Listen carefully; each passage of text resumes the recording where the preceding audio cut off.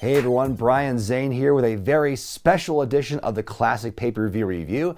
I apologize for the sound of my voice. January is when I'm filming this, and folks, this has been a rough month for me, okay? The haircut gone wrong, and I got sick. It's just one thing hitting me after the other, but I'm really hoping that this week's edition of the Classic Review will lift my spirits, as Juggalo Championship Wrestling presents the first ever edition of Bloodymania from 2007 from the 8th annual gathering of the Juggalos at Cave-In Rock, Illinois. This show was nominated by my new best friends, the Insane Clown Posse. Thanks, guys. This show is a culmination of what we saw on Slam TV, which was airing weekly on JCW's website in the weeks leading up to this event. If you want to learn more about Season 1, I just reviewed that last week. You can check that out right here. And kind of like Slam TV, Bloodymania is a show that, let's just say, doesn't lend itself to analysis very well, or at least not the analysis that I'm used to providing on this channel, but I'm going to hunker down and do my best. By the way, this was the first gathering to take place at Cave-In Rock, where it ran for 6 years.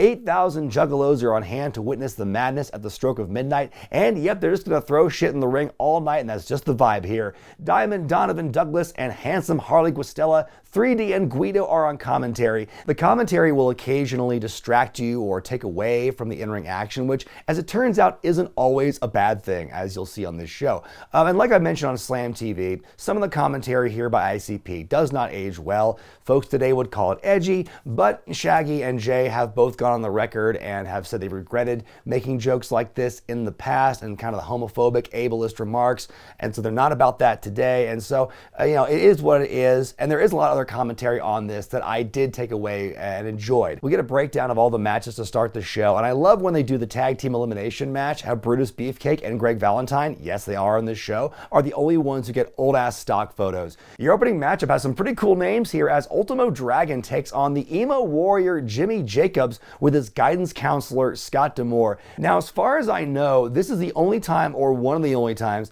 that Jacobs and D'Amore worked together in a wrestler-manager capacity, but it's pretty ironic seeing that these two work together pretty extensively today as members of the creative team in Impact Wrestling. D'Amore says he wants to carry this fragile being into a tower of strength. Jacobs says, unlike everyone else in wrestling, he's not afraid to show his emotions. You, my friend, are gonna learn a tough lesson. Yes, yes, yes! Ultimo comes out to his WWE theme, wowing the crowds early with some quick attacks. A nice little tie-up job on Jacobs.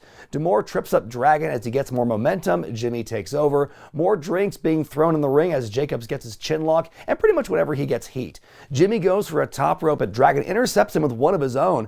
Big comeback underway. Dragon sleeper locked in, but Scott D'Amore gets up on the apron, takes a sleeper of his own. Jacobs goes for a move, but Dragon reverses it, hits the Acai DDT to win. I give this one 2 stars out of 5. I thought it was a pretty serviceable opening match. Nothing too crazy in this one, but they worked well together. The crowd was into it. There was some good manager shtick, bing bang boom, easy night. Our next match is billed by the commentary team as the Nightmare match, and they were not kidding. It's a triple threat match as Jake Roberts takes on Abdullah the Butcher and Pogo the motherfucking clown motherfucker. You try to fucking fork me with that motherfucking fork, motherfucker. 3D and Guido realize the referee for this match is actually CJ O'Doyle, the sometimes masked jobber from Slam TV. What a handsome man!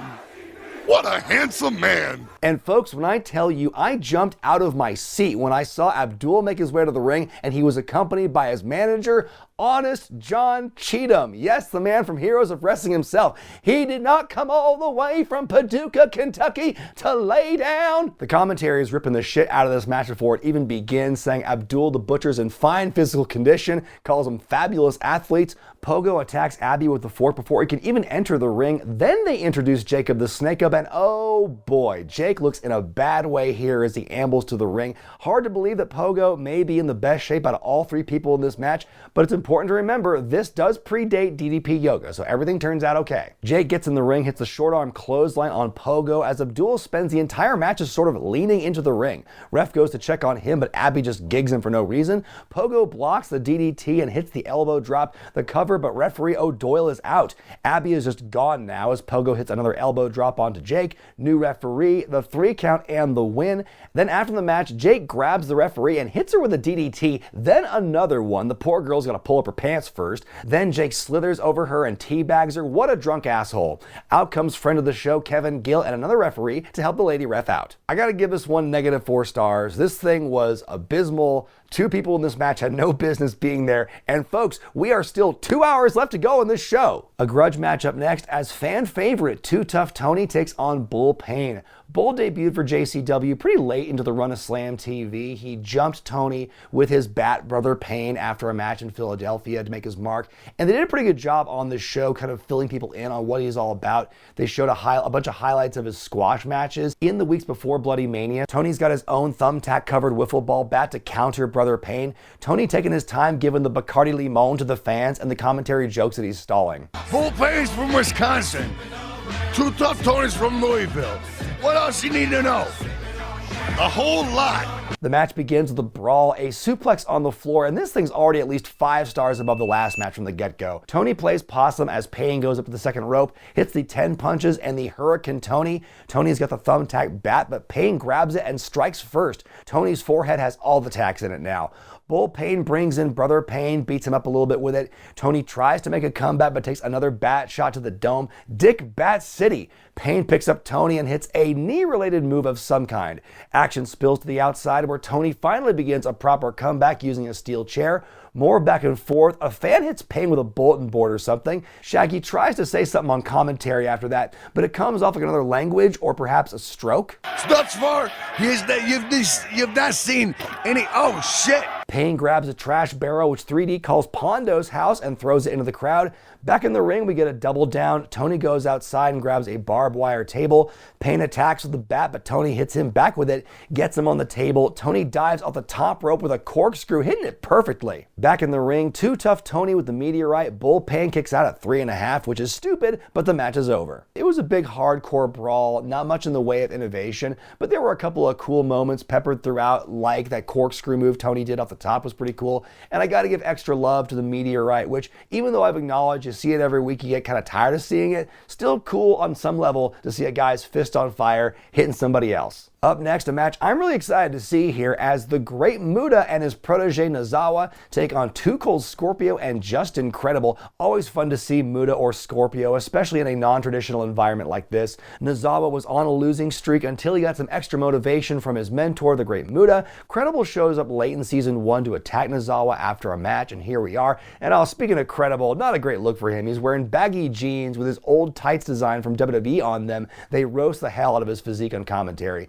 Credible draws the ire of the fans and taunts them for missing the thrown objects. The ring announcer does get pelted in the head right here, so they don't miss every time. Credible and Nosawa work for a little bit, then it switches over to Muta and Scorpio. Muta using the green mist on a fly as he gets in the ring. Jay brings up on commentary his match, the 6-man tag match he had with Shaggy and the great Muta in WCW, how he'll never forget it. Nice little callback there. Scorpio and Justin work over Nosawa for several minutes. Nosawa fights out and gets the hot tag to Muta. He's got Credible in a leg lock, but Scorpio hits him with a leg drop to break it up. Nice. I like how Scorpio blocks this kick before hitting one of his own. That's incredible pile driver to Nosawa, followed up by the moonsault, the cover, and the win. After the match, Muta hits his protege with the mist and the Shining Wizard as punishment for losing. This one gets 3 stars out of 5 for me. This one is easily the most technically and fundamentally sound match the entire evening, so it has that going for it. I thought everyone did well here. It didn't feel like Muta did a whole lot in this match compared to everyone else. Then again, he probably didn't have to, because like I said, the crowd's hot for pretty much everything. Kind of an easy night in that regard. Up next, Southern Tracy Smothers takes on a mystery opponent. Smothers is one of the biggest heels of Slam TV.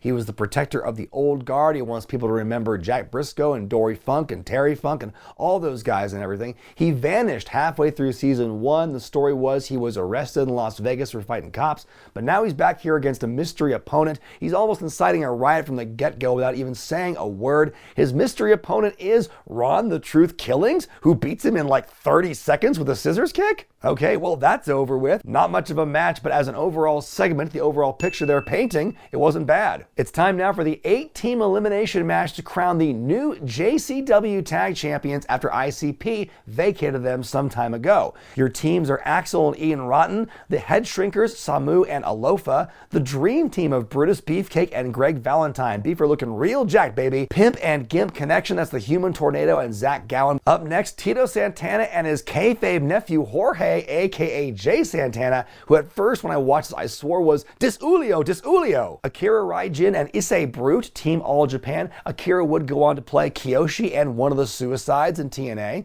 Doug Basham and the Damaja, formerly known as the Basham Brothers, and rounding out this group, it's Madman Pondo and the Necro Butcher. This clusterfuck starts out with Pondo and Necro versus the Dream Team. Valentine works over Pondo until Necro hits the worst sunset flip I've ever seen, or a sunset fuck as commentary calls it, and Hammer is pinned. What the fuck? Necro and Ian Rotten with multiple headbutts. Both guys are busted open. Human Tornado comes in, looks impressive, takes out both Butcher and Pondo with a big ol' plancha. The Samoans attack the Rottens, double headbutt by Samu and a loaf of bread, and the Bad Breed are gone.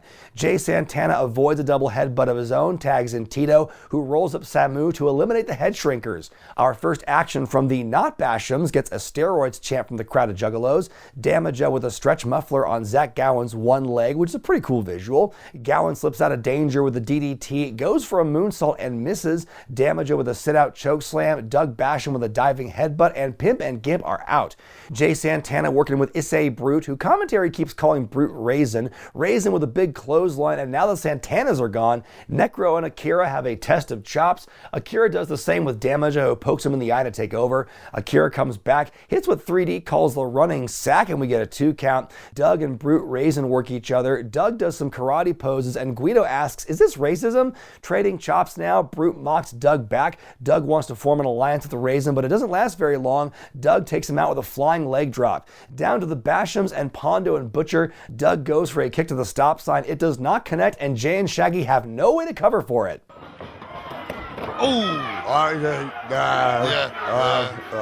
Doug has suddenly procured a fish. He hits Necro with it. Necro shoves Doug off the top rope and attacks the Damaja. Sunset flip attempt, but Pondo just hucks the stop sign into Doug's face. The cover, the win. Pondo and Necro are the new JCW Tag Team Champions. For a big tag team clusterfuck, they did about as well as you could expect. Like, the wrestlers who could still wrestle actually did okay. The match flowed well. On commentary, I noticed they pointed out Necro Butcher and kind of said he was kind of the glue that held things together, and he kind of was. He definitely got more ring time in this thing than most other wrestlers in this match for sure. And also, I think it was cool seeing Necro and Pondo being crowned the first tag champs in a while. They were certainly the workhorses of Slam TV, by far the most consistent tag team, even though they fought each other constantly throughout season 1. So for them to be crowned the champions here, I thought was the right call. In what's billed as the main event for the JCW Championship, Corporal Robinson defends against the WWC champion Scott Hall. Hall became the champion in Puerto Rico after beating Carlito recently, and he is feeling his entrance theme by the Fugees. Is he staggering here? I'll bet he and Jake Roberts had a real fun night to forget here at the gathering.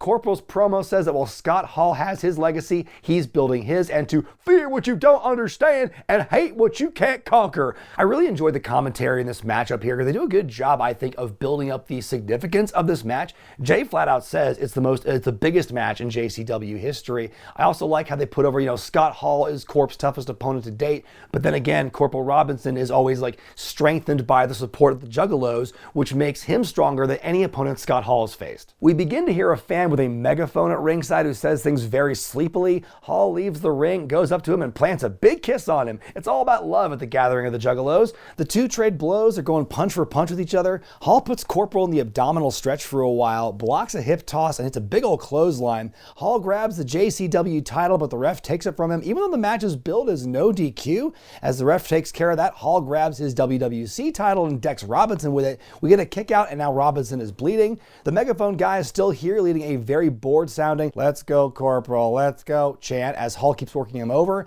Megaphone guy and the security all help Corp look for the bed of thumbtacks to bring into the ring. Hall should just kick the shit in his face though. Scott toying with Robinson as the beating continues. Hall with a big second rope back suplex, signals for the Razor's Edge, but Robinson with a low blow, an inverted atomic drop, the eye poke, and then his finisher, the boot camp into the thumbtacks, the 3 count, and the win. Lol. Scott Hall didn't look terrible in this matchup. He hadn't hit rock bottom yet. He could still hit a lot of his big moves, but he and Robinson have two very different styles of wrestling that do not work well together, and I think that's why this match felt like it was so limiting for both guys here. I thought it was just funny that Scott did like 90% of the offense in this thing, but like 2 moves and an ass bump into the thumbtacks is all it takes for Robinson to win. And now time for the real main event, a special attraction 6-man tag as the Insane Clown Posse and Sabu take on Trent Acid and the Young Altar Boys. It's an important match for ICP. It's Shaggy 2 Dope's first match back in over 2 years, so it's a big deal for him here. And of course, Trent Acid is like the biggest heel in JCW. As you saw on Slam TV, he was pushed pretty darn heavily. He didn't win all his matches, but he was definitely this constant presence. He was briefly the JCW champion for a bit, and even though he didn't hold it very long, it's still like very important to regard like how important Trent was for this run of JCW. He's got the Young Altar Boys with him, who are Kevin Kruger and Silas Young, the last real man in professional wrestling, no less. Antisocial, the Nun, along with them. They make their way around the ring, and the Nun is just blasted in the face with a flying near full bottle of Fago. Yeesh. Team ICP come out to the song Chicken Huntin', which is honestly one of the best songs for a wrestling theme I could ever think of, because that riff is just the best. A whole lot of shtick to begin things here. Jay wants a piece of Trent Acid. We see him tag in. He immediately tags out to Silas. Silas getting in violent Jay's face, but he gets taken down. A big sit-out slam followed up with a Death Valley driver. Jay no-sells Silas's offense and takes him down with a brainbuster. Shaggy tags in, as does Kruger. Shaggy throwing potatoes left and right, hits a pile driver, follows up with a questionable slam, then in comes Sabu. Sabu starts out strong on Acid, but Trent trips him up and Sabu falls face first into a chair.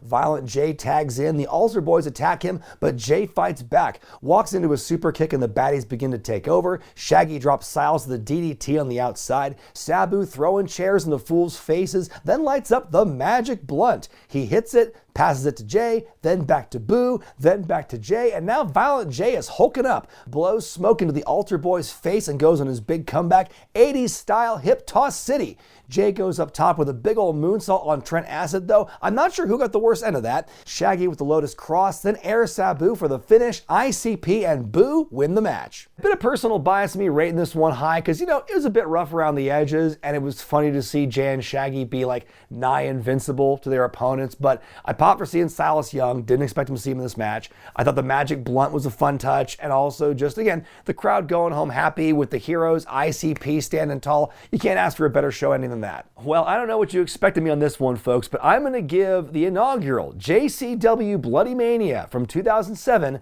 a C+.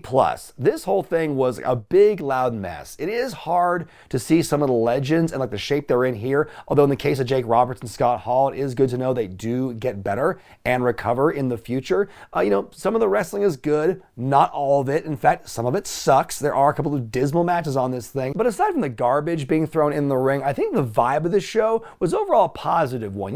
It's a party, it's a gathering, the Juggalo family's out in full force. Generally they like what they see, and they're just having a good time, and I can't really fault them for that. There were some wrestling moments that I enjoyed in this thing. I liked seeing Muta, I liked seeing Too Cold Scorpio, even the Too Tough Tony Bull Payne match had a couple of like hidden gems for me that I appreciated as well. So yeah, there was a lot of good and a lot of bad in this thing. It all kind of crashes together to make one kind of above average show, in my opinion. If you like ICP or you don't, if you like the hardcore brawls or you don't, if you like Schadenfreude or you don't, there's probably something for you to enjoy from the first ever Bloodymania. In 2 weeks on the Classic Review, we are shifting gears in a major way to 1989 for the WWF. It's WrestleMania season, so let's look back when the mega powers exploded with WrestleMania 5. I'm Brian Zane, and hopefully by then, my voice will be a whole lot better. I did not come from Paducah, Kentucky to lay down. There's people in this room, there's people watching this pay-per-view that have idols. And let me say this tonight, Abdullah's here to take out their idols.